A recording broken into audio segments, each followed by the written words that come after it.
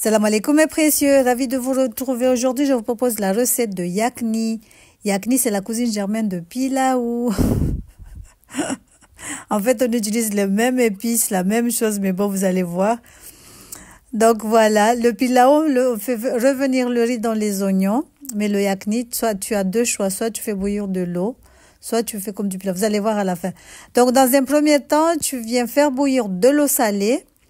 Tu vas rajouter les épices normales qu'on utilise d'habitude pour le pilaou, de la cannelle, de la cardamome, du poivre, du girofle, du cumin, de la coriandre, des feuilles de laurier. Tu mets un gros oignon et de l'ail. Moi, j'ai pas mis l'ail parce que je n'en avais pas, mais on met de l'ail. Tu peux mettre aussi de la tomate en entier. Tu fais bouillir le tout. Tu laisses, tu mets de côté. Après, dans une poêle, tu mets de l'huile. Tu vas faire caraméliser des oignons. Donc voilà. Tu vas partager les oignons caramélisés en deux. Tu vas laisser la moitié pour après.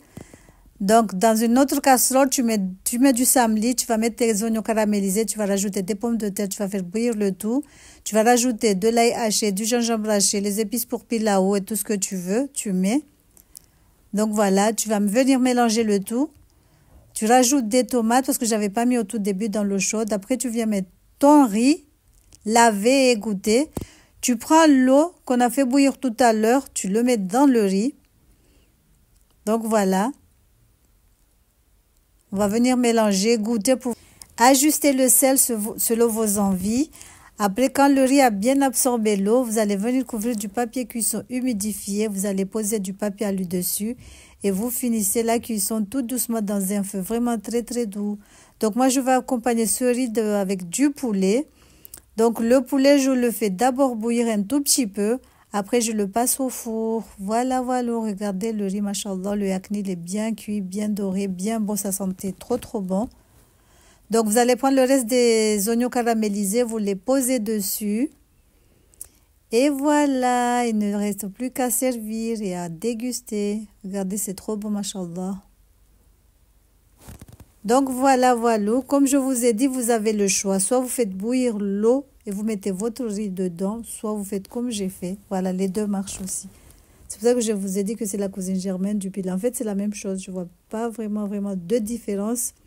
La seule différence, c'est que ici, le riz, tu ne le mets pas directement dans ou sur les oignons. Mais voilà, voilà. C'est ça qui fait la différence avec le pilaou. Voilà, j'espère que cette petite recette t'aura plu et tu vas le tester chez toi. Tu peux utiliser n'importe quelle viande, mais moi le poulet j'aime bien, ça accompagne trop bien notre yakni. Voilà, et aussi tu peux faire du achar de tomates, du rougail tomate, achar de légumes. Voilà, bismillah, on va manger, c'était trop bon, mashallah. Salam alaikum, tchuss, kariboni, c'était trop bon, mashallah.